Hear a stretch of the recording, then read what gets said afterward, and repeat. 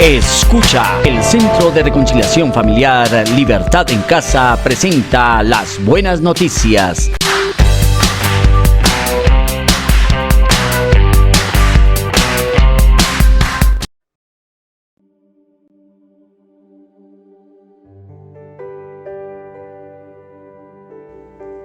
Si me aman, dijo el Señor Jesucristo, obedezcan mis mandamientos, y yo rogaré al Padre, y Él les dará otro Consolador, para que esté con ustedes para siempre.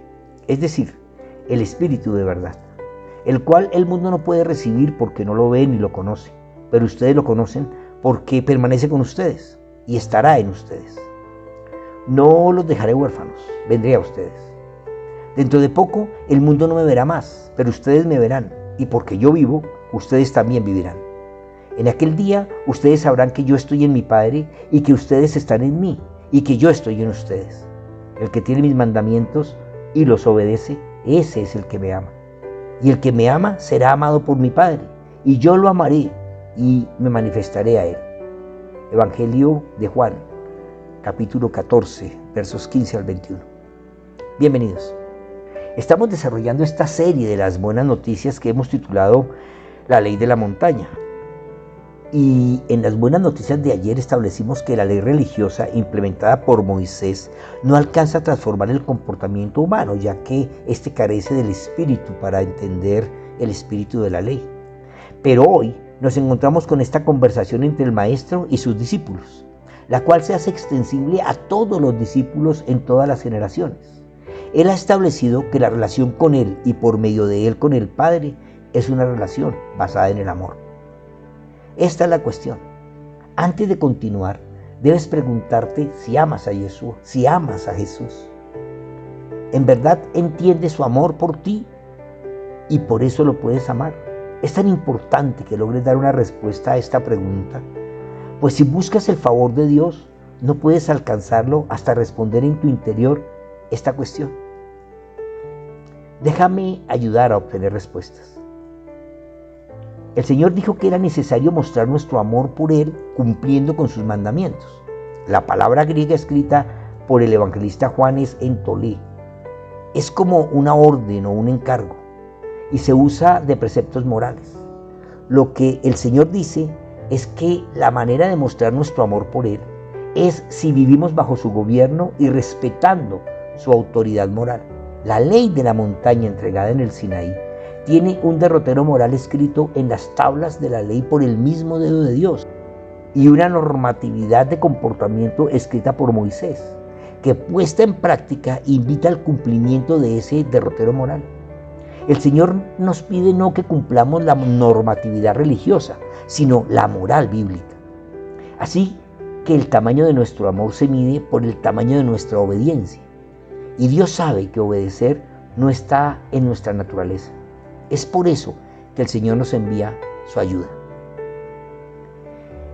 El evangelista usa la palabra tereo para referirse a obedecer, y esta significa más que la acción, es el cuidado de hacerlo, es custodiar o guardar, es como la advertencia de estar atento a hacer la voluntad de Dios y a cumplir con la ley de Cristo.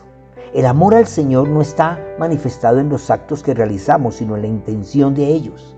Así que si amas al Señor debes tomar la decisión de obedecer.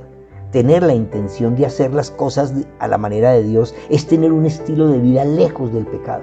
Es custodiar nuestro pensamiento y nuestras obras para que no se salgan de la perfecta ley del amor. Esto es lo que Jesús está diciendo.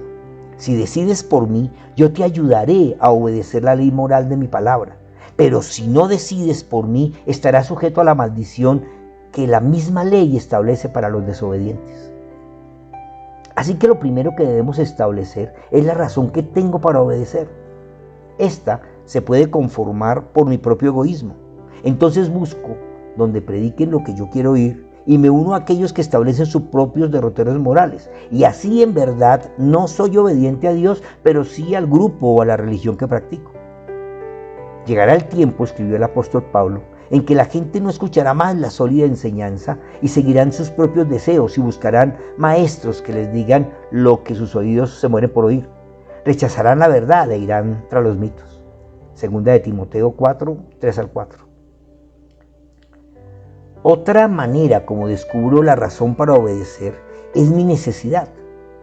Nos han enseñado religiosamente que Dios es y está para satisfacer nuestros deseos y necesidades y para bendecirnos con las bendiciones de su gracia, pero que requiere que cumplamos con una u otra de las tareas de la religión, como cuando Moisés estableció que se pagaba una torta de harina de trigo o una paloma o una oveja para obtener perdón, purificación o gracia. Entonces creemos que obedecer es hacer ritos, novenas, ayunos, largas oraciones, penitencias, promesas, pagar diezmos, ofrendas y cumplir con fiestas y liturgias y todo aquello con lo que según este método creemos se moverá la mano de Dios para suplir nuestra necesidad. Pero en realidad hay tres principios que nos permiten entender las verdaderas razones que tengo para obedecer. El primero es que cuidar nuestro comportamiento moral es un deber. No podemos decir que pertenecemos al reino de los cielos, que somos de Cristo, si nuestro comportamiento niega tal pertenencia. El profeta Samuel condenó al rey Saúl con estas palabras: ¿qué complace más al Señor? Sacrificios que deben quemarse completamente y otros sacrificios u obedecer los mandatos del Señor. Es mejor obedecerle que ofrecerle sacrificios. Es mejor obedecerle que ofrecerle la gracia de los carneros. Negarse a obedecerlo es tan malo como la brujería. Ser tercos y hacer la voluntad propia es como el pecado de adorar ídolos. Tú te negaste a obedecer al mandato del Señor. Por eso Él ahora se niega a aceptarte como rey. Primera de Samuel 15, 22 y 23. Es que Dios se complace más con quien hace lo que es propio del reino de los cielos que con cuantos cumplen con los sacramentos y mandamientos de la religión, pero no con la ley del amor. Es como brujería todo lo que se hace fuera de la voluntad de Dios, así sea en el culto, en el servicio, y como idolatría hacer nuestra propia voluntad. Debemos ser como los guardianes de una cárcel que cuidan al prisionero para que no haga lo que quiere, sino lo que debe. Ese es un deber personal si en verdad queremos amar al Señor.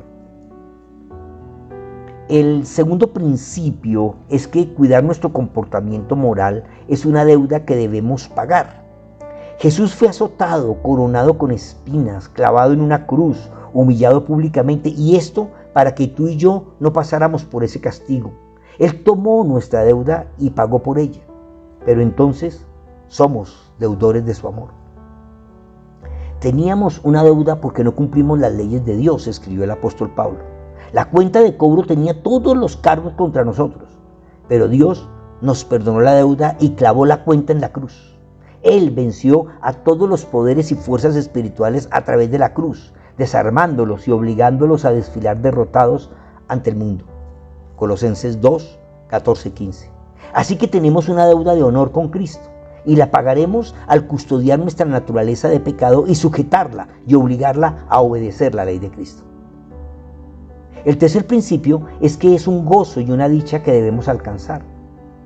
Cuidarnos de hacer lo que le agrada a Dios completa nuestro gozo y nos hace vivir felices y victoriosos. Yo los he amado como me ama mi Padre, dijo el Señor. Permanezcan en mi amor. He obedecido los mandamientos de mi Padre y permanezco en su amor. De la misma manera, si ustedes obedecen mis mandamientos, permanecerán en mi amor. Les he dicho esto para que sientan la misma alegría que yo siento y para que sean completamente felices. Este es mi mandamiento, que se amen unos a otros, como yo los he amado. Juan 15, 9 al 12. Ser cristiano, pero vivir sin el gozo de la salvación y la felicidad de la obediencia es una inconsistencia, pues estamos llamados a hacer la voluntad de Dios y así mostrar nuestro compromiso con su reino. Alcanzar las promesas de Dios tiene su fundamento en obedecer a sus preceptos morales y así dejar que su gobierno dirija nuestra manera de pensar y de vivir. Estén siempre alegres, escribió Pablo. Nunca dejen de orar.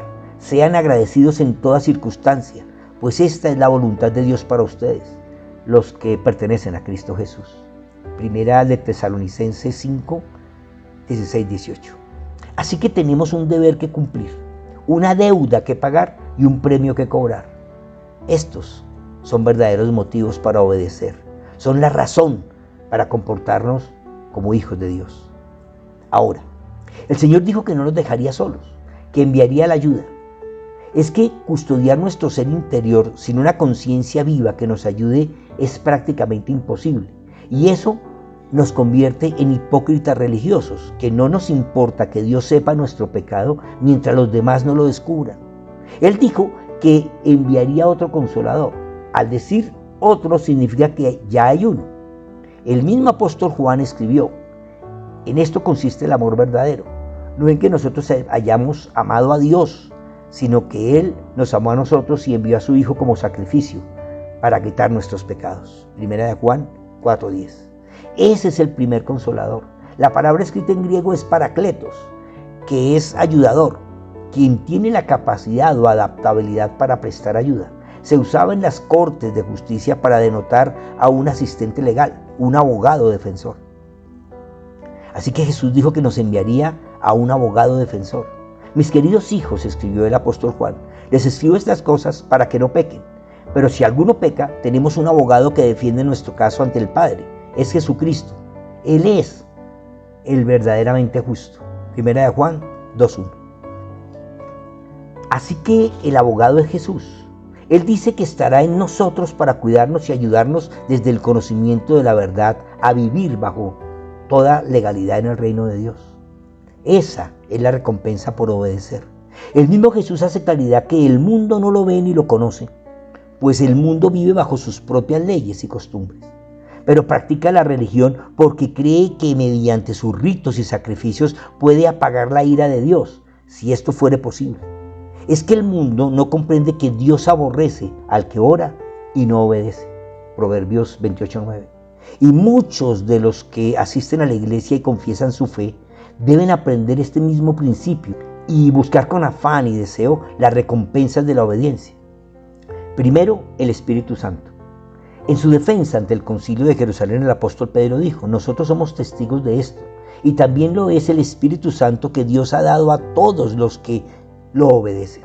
Hechos 5:32. Así que hablar del fruto del Espíritu, los dones y carismas y toda la obra que el Espíritu Santo hace en nosotros, los que tenemos la fe, depende de que mostremos nuestra fe al custodiar y someter nuestra naturaleza de pecado al gobierno y la justicia de Dios. Sin obediencia no hay poder. Es que nunca conoceremos la libertad del Espíritu si antes no aprendemos la sujeción en el Espíritu. Otra recompensa es la felicidad que causa el ser tenido por dignos representantes de Cristo. Cuenta el libro de los Hechos que los apóstoles salieron del Concilio Supremo con gozo porque Dios los había considerado dignos de sufrir deshonra por el nombre de Jesús. Hechos 5:41. Es que todo el que decide obedecer a la verdad sin reservas ni condiciones enfrentará las burlas, deshonra y persecución, pues el obedecer a Dios te hace enemigo del mundo, igual que el obedecer al mundo te hace enemigo de Dios. Santiago 4:4. Otra recompensa es que el obedecer hace que nos crean el mensaje de las buenas noticias. Diariamente, en el área del templo y por las casas, los apóstoles continuaban enseñando y anunciando las buenas noticias de que Jesús es el Mesías. Hechos 5:42. Si su obediencia hubiese sido imperfecta, su mensaje no se hubiera extendido hasta hoy, pues nadie le cree a quien no obedece. Ese es el fracaso de los fariseos, que enseñan la verdad, pero no la practican. O los religiosos de nuestros días, que predican, pero no aplican. Ora conmigo. Señor, confieso mi incapacidad para entender y obedecer tus preceptos morales, pero ayúdame en mi intención de corazón de hacerlo bien. Lléname con tu Santo Espíritu para que me guíe a toda verdad y así con tu ayuda pueda ser testigo fiel de tu amor y testimonio para otros de tu fidelidad. Maranata. Comparte. Alguien que conoces necesita escuchar. Las buenas noticias son una producción de la Fundación Centro de Reconciliación Familiar Libertad en Casa. Síguenos en Facebook, YouTube e Instagram. Libertad en Casa, conquistando la tierra con la cultura del cielo.